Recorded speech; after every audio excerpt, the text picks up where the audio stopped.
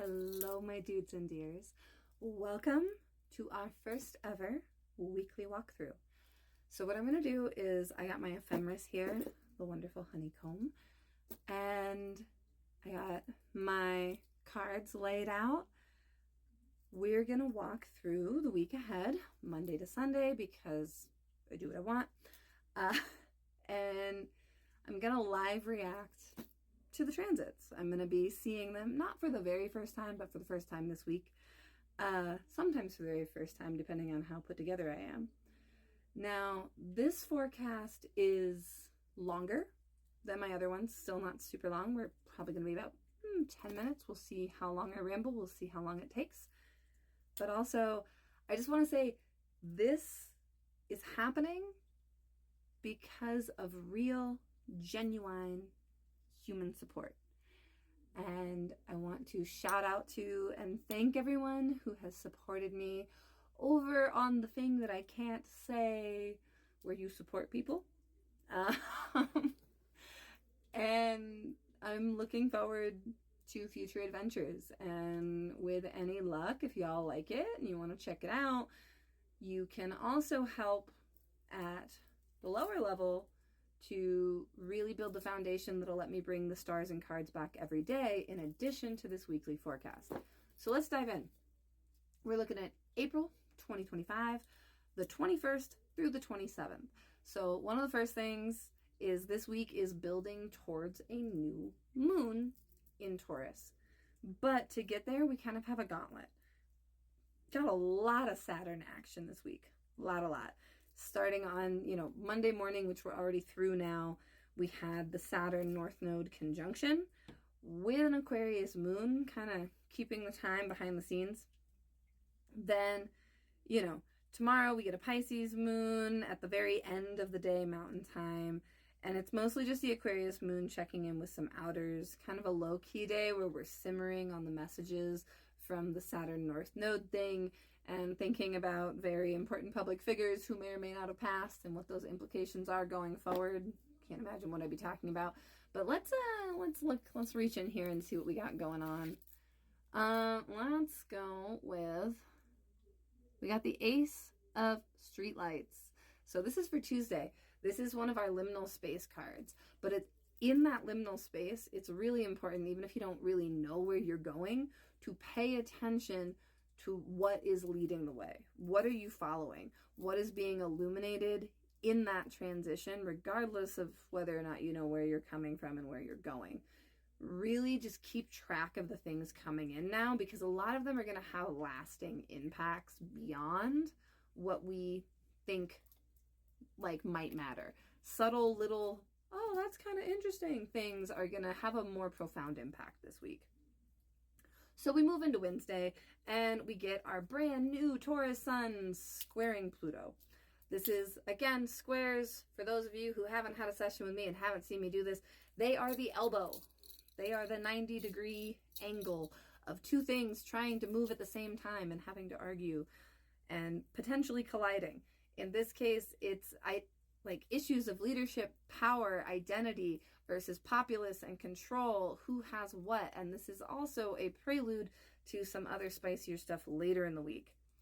In addition to that, we have Venus and the North Node having their turn at a conjunction.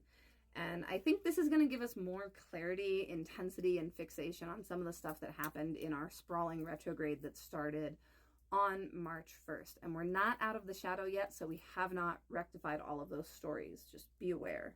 Still in motion.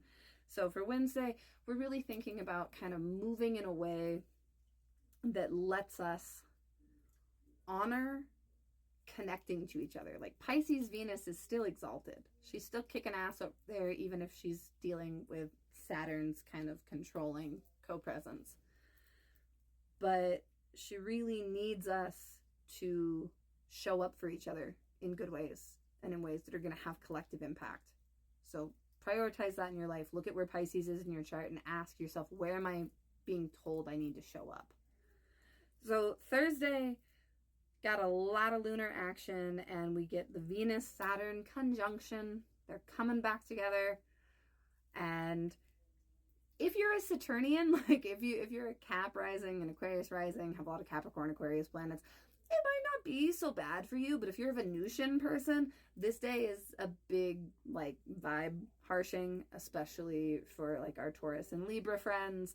So think about what it is you want to commit to and where those things like matter. Where do pleasure and the arts and like community care, mutual aid, where do the ways that we love need more structure and need better boundaries? And where are people being way too controlling with our shit and they need to be told to fuck off? You know, either or. Dealer's choice. But with the moon also kind of echoing through that, that's really like the whole evening mountain time. And really most of the day. I would just say the day, Thursday, is all about like Venus and Saturn shit. And in terms of what's going to help us with that, well, of course, you're going to be chatty. So for those who don't know, this is my Magpie deck, and we got a lot of stuff going on. So number one, trust the process. Number two, 9 of Cups reversed. This isn't about, oh, what can I manifest? This is about what are you willing to work for? This is about what have you already been putting out there and what are you going to do about it? And maybe some nasty surprises, like 10 of Magpies reversed. It may not be what we want it to be. Hermit reversed. It could be a pretty lonely day, so reach out to your support network, ask for help, and give help if you're feeling too isolated, because ultimately we're still in the Page of Cups Pisces vibe. Like, if we adapt in that mutable way and flow, we can find good things. But with that, we move on to Friday, get ourselves an Aries moon, and checking in with Neptune, trine in Mars, sextile in Pluto, conjunct Mercury, more messages, more speed, maybe a little bit more aggression. You know, we're getting very different Aries transits right now, different fire energy with Neptune there. So feeling into what those changes are like on Friday. And then we get to end our Mercury retrograde post-shadow come Saturday. And this means we're done with the Mercury retrograde story, but not the other ones. We're still coming out of other shadows right now, still finishing up with Venus and Mars and all of the shenanigans from quarter one. The other big thing, not to bury the lead on Saturday, is our Mars-Pluto opposition. So this is when certain healthcare CEOs had rough endings. This is when certain unwell and fragile people harmed a lot of other people and exploded Teslas in very dramatic and intention-getting ways because they weren't feeling heard. So this is a day to kind of sit with where Aquarius and Leo are in your chart. Where is Pluto? Where is Mars? What are they doing? For some of you, I would say make it low-key, especially if you're a fixed sign, like really just low-key Saturday. And also, it's probably going to be a big headline day. We're probably going to have some dicey headlines, I won't lie. When it comes to matters of power and control, which is a big theme the whole week, check in and see which side of that you're on. Are you the one who's controlling? Are you the one who's being controlled? Is it happening to people around you?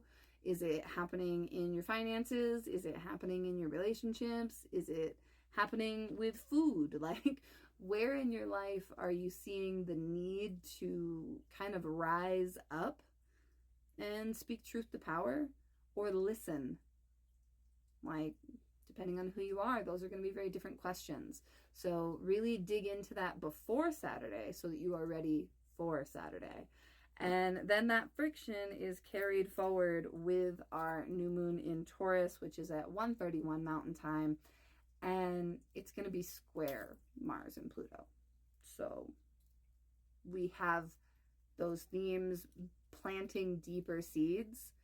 And we need to recognize that we can make the choice to make this something fruitful, to make this fight worth tending, but it's going to require care. And with that, we have the Goddess of Cups.